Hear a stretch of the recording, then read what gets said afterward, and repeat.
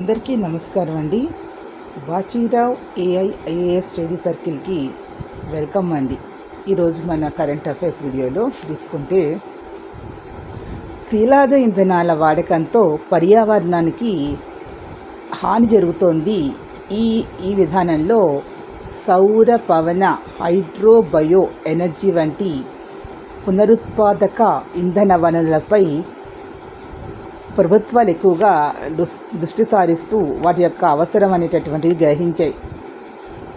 ఇలా వీటికి మారడం వల్ల, ఎనర్జీ కన్వర్షన్ మారడం వల్ల పెద్ద సంఖ్యలో కొత్త ఉద్యోగాలు వస్తాయని, 12 ఇవి రెట్టింపుకు మించి పెరుగుతాయని అంచనా. 2012లో సౌర ఫలకాల ద్వారా విద్యుత్ ఉత్పాదనకు సంబంధించి 13.6 లక్షల ఉద్యోగాలు లభిస్తే 2023లో 71 లక్షలకు చేరాయి. అదే బయో ఎనర్జీ కొలువులు తీసుకున్నట్లయితే 24 లక్షల నుంచి దాదాపుగా 39 లక్షలకి పెరిగాయి. పవన విద్యుత్తులో 7.5 లక్షల నుంచి సుమారుగా 15 లక్షలకి చేరాయి. హైడ్రో పవర్లో 16.6 లక్షల నుంచి 23.2 లక్షలకు పెరిగాయి. అంటే అత్యధికంగా ఎక్కడ పెరిగాయి అని ఇక్కడ మనం విశ్లేషణ చేసినట్లయితే సౌర విద్యుత్ అనేది అత్యధికంగా పెరిగిందనేది మనం ఇక్కడ గుర్తుపెట్టుకోవాలి. అసెండింగ్ అంటే డిసెండింగ్ ఆర్డర్లో క్వశ్చన్ ఫ్రేమ్ చేసినట్లయితే ఏ విద్యుత్తులో, హరిత విద్యుత్తుల రకాలలో ఏ విద్యుత్తులు అత్యధికంగా పెరిగి అతి తక్కువగా పెరిగాయి, పైనుంచి కిందకి, కింద నుంచి పైకి, అసెండింగ్ డిసెండింగ్ ఆర్డర్లో మనకి 4 రకాల విద్యుత్తులు అయితే మనం ఇక్కడ చెప్పుకున్నాం కదా. సౌర, పవన, హైడ్రో, బయో ఎనర్జీ. అత్యధికంగా సౌర ఎనర్జీ అయితే మనకి, అతి తక్కువగా ఈ యొక్క మనకి పవన విద్యుత్ అనేది పెరిగింది అనేది మనం ఇక్కడ గ్రహించవలసిన అవసరం ఉంది. క్వశ్చన్ మరో రకంగా ఫ్రేమ్ చేసినట్లయితే, పునరుత్పాదక ఇంధన వనరుల వైపు మళ్లించడం ద్వారా ప్రపంచవ్యాప్తంగా లభించిన మొత్తం ఉద్యోగాలు ఇయర్స్, కోట్లలో ఎంత లభించాయని ఇంటర్నేషనల్ రెన్యూవేబుల్ ఎనర్జీ ఏజెన్సీ నివేదిక 2024లో చెప్తూ ఉంది. ఇక్కడ చూసుకున్నట్లయితే 2012లో 0.73 ఉంటే 2013లో 0.85గా, 2014 0.95గా అలా ఇచ్చారు. అతి తక్కువగా 2012 0.73 కోట్లు ఉంటే అత్యధికంగా 2020లో 1.62 కోట్లు. పైనుంచి కింద నుంచి పైకి తీసుకున్నట్లయితే 2012లో 0.73గా, 13లో 0.85గా, 2014 0.85గా, 2015లో 1గా ఉంది. అంటే డిసెండింగ్ అంటే.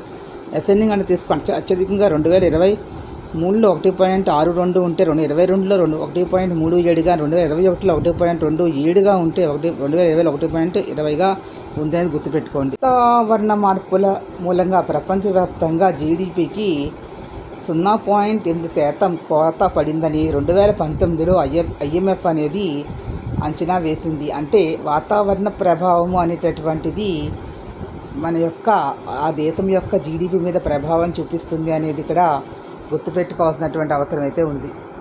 యునైటెడ్ అరబ్ ఎమిరేట్స్ UAEకు భారత నూతన రాయబారిగా ఇటీవల ఎవరు నియమితులయ్యారు? డాక్టర్ దీపక్ మిట్టల్. మహిళా క్రికెట్ను ప్రోత్సహించడానికి ICC ఇటీవల ఏ సంస్థతో భాగస్వామ్య ఒప్పందం కుదుర్చుకుంది? గూగుల్. 2026 బ్యాడ్మింటన్ ప్రపంచ ఛాంపియన్షిప్ పోటీలను ఎక్కడ నిర్వహించనున్నారు? న్యూఢిల్లీ. ప్యారిస్లో జరిగిన 2025 బ్యాడ్మింటన్ ప్రపంచ ఛాంపియన్షిప్ పోటీల ముగింపు వేడుకలో బ్యాడ్మింటన్ వరల్డ్ ఫెడరేషన్ BWF 2026 ఆతిథ్య నగరాన్ని ప్రకటించింది. జాతీయ మహిళా కమిషన్ రూపొందించిన national annual report and index of women safety వారి NARI నివేదిక ప్రకారం భారతదేశంలో మహిళలకు అత్యంత సురక్షితమైన తొలి 5 నగరాలు కోహిమా, నాగాలాండ్, విశాఖపట్నం, ఆంధ్రప్రదేశ్, భువనేశ్వర్, ఒడిశా, ఐజ్వాల్, మిజోరాం, గ్యాంగ్టక్, సిక్కిం. ఎకనామిక్ బోటనీ, ఆర్థిక వృక్షశాస్త్రం అని రీసెంట్గా కొత్త పదజాలము. అంటే ఇక్కడ అర్థం ఏమీ లేదు, వృక్షశాస్త్రాన్ని ఆర్థికపరమైన ప్రయోజనాల కోసం వాడుకోవడం అనేటటువంటి విషయము.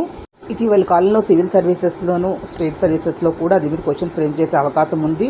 జనరల్ స్టడీస్లో బయాలజీ సెక్షన్ వచ్చి. సో గుర్తుపెట్టుకోండి. పిండి పదార్థాలు అధికంగా ఉన్న కాండం రూపాంతరం బంగాళదుంప. దీంట్లో సరైన వాక్యాన్ని చెప్పండి అని అడుగుతున్న 4 వాక్యాలు ఇచ్చారు. పిండి పదార్థాలు అధికంగా ఉన్న ఫలం మామిడి, ప్రోటీన్లు అధికంగా ఉన్న పప్పు ధాన్యాలు సోయాబీన్స్, విటమిన్ ఏ అధికంగా ఉన్న ఫలం బొప్పాయి. దీంట్లో కరెక్ట్ ఆన్సర్ 4 కూడా కరెక్టేనండి. ఇకపోతే రెండవ క్వశ్చన్ తీసుకున్నట్లయితే ఇక్కడ మన మ్యాచ్ ది ఫాలోయింగ్ క్వశ్చన్స్ ఇచ్చారు. అల్లం అనేటటువంటిది అయోడిన్కి సంబంధించినటువంటిది. యాపిల్ అనేది ఐరన్కి సంబంధం. పచ్చిమిర్చి అనేది ఫాస్ఫరస్. పుచ్చకాయ నేలపైకి పాకే ఆహార వనరు అనేది. ఇక్కడ నెక్స్ట్ థర్డ్ క్వశ్చన్ వచ్చి ఆహార పంట ఏది అని అడుగుతున్నారు. అర్హర్ అనేది ఆహార పంట. పౌల్ట్రీ ఆహారంలో ఏ విటమిన్లు అధికంగా ఉంటాయి? పౌల్ట్రీ ఆహారంలో vitamin A and vitamin K అనేవి ఉంటాయండి. ఇక్కడ తప్పు ఆన్సర్ని కనిపెట్టండి అని 4 ఇచ్చారు. మానవుడికి ఉపయోగపడే మొక్కలను అధిక సంఖ్యలో పెంచడాన్ని పంట అంటారు. పంట కాలాన్ని ఖరీఫ్, రబీ పంటలుగా వర్గీకరిస్తారు. వర్షాకాలం పంటలకు ఉదాహరణలు ఆవాలు, అవిసె. ఖరీఫ్ పంటలుగా సోయాబీన్స్, వేరుశెనగ పండిస్తారు. తప్పుడు వాక్యం. వర్షాకాల పంటలకు ఉదాహరణ ఆవాలు, అవిసె అనేది రాంగ్ అండి. నెక్స్ట్ వచ్చి ఇక్కడ కూడా మ్యాచ్ ది ఫాలోయింగ్ అండి. ధాన్యం రకము, దానికి ఉన్నటువంటి వేరే ఒక పేరు అనేది అడుగుతున్నారు. కొంచెం టఫ్గా ఉంటుంది. బఠానీ అనేటటువంటిది మటర్ అంటారంట. కందిపప్పు అర్హర్ అంటారు. మినప్పప్పు ఉరాద్ అని అంటారు. ఎర్రపప్పు మసూద్ అని అంటారు. ఇది గుర్తుపెట్టుకోండి. తర్వాత కింది వాటిల్లో ఖచ్చితమైనటువంటి కరెక్ట్ ఆన్సర్ని ఐడెంటిఫై చేయమని అడుగుతున్నారు. 4 ఆన్సర్స్ ఇచ్చారు. సమీకృత వ్యవసాయంలో పశువుల పెంపకం ప్రధాన ప్రయోజనాలు పాలు, వ్యవసాయం అని అడుగుతున్నారు.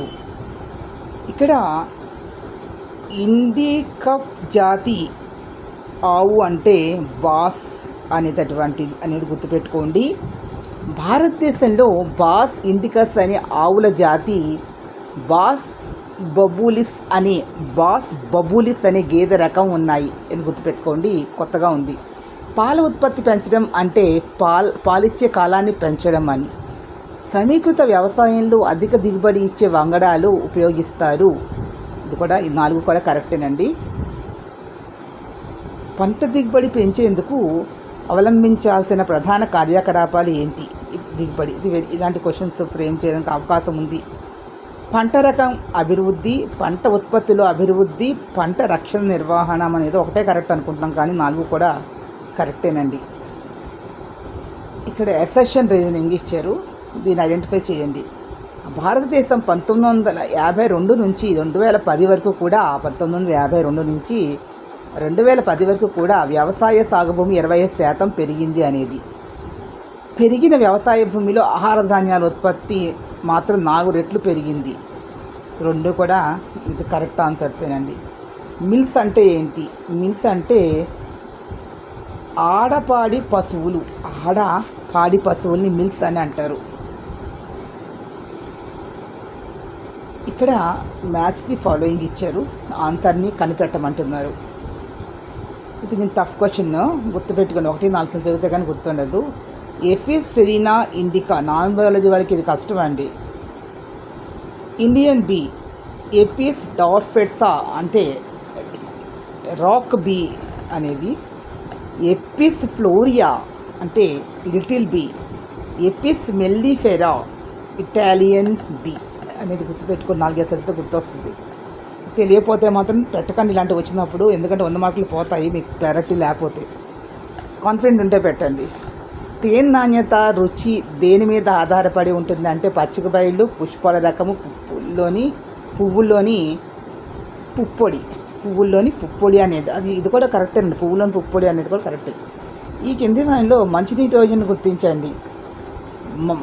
మాక్రోబ్రాకియం రోజన్ బెర్లీ, ఇది కూడా సరిగ్గా ఆన్సర్ తెలియదు పెట్టకండి, తప్పులైతే 100 మార్కు పోతుంది. దోమలను తరిమే పదార్థాల తయారీలో ఉపయోగించే వేర్లు, లెమన్ గ్రాఫ్ వేర్లు. కింది వాటిలో పోషకాల పరంగా భిన్నమైనది మాల్డీబినం అనేది గుర్తుపెట్టుకోండి. ఇది ఈజీగానే ఉంటుంది. కింది వాటిలో ఏ మొక్కను పచ్చి రొట్టెగా ఉపయోగిస్తారు? జనుము, గోరుచిక్కుడు, పసర. కింది వాటిలో కలుపు మొక్క కానిదాన్ని గుర్తించండి. రోటాండిస్ సైపరేజస్, ఇది కూడా కొంచెం టఫ్. కింది వాటిలో కలుపు నివారణకు సరైన మార్గంగా మార్గంగా ఉపయోగించేది ఏంటి, పద్ధతులు ఏంటంటే యాంత్రిక పద్ధతిలో తొలగింపు, విత్తనాలను సకాలంలో అంతర పంటల పంట మార్పిడి లాంటి పద్ధతులు అనుసరించడం, అంతర పంటలు పంట మార్పిడి లాంటి పద్ధతులను అనుసరించడంతో పాటుగా 2, 4D లాంటి రసాయన. ఈ వీడియో మీకు నచ్చినట్లయితే ప్లీజ్ సబ్స్క్రైబ్ మై ఛానల్. మరిన్ని కొత్త వీడియోతో ముందుకు వస్తాను. Thank you to all.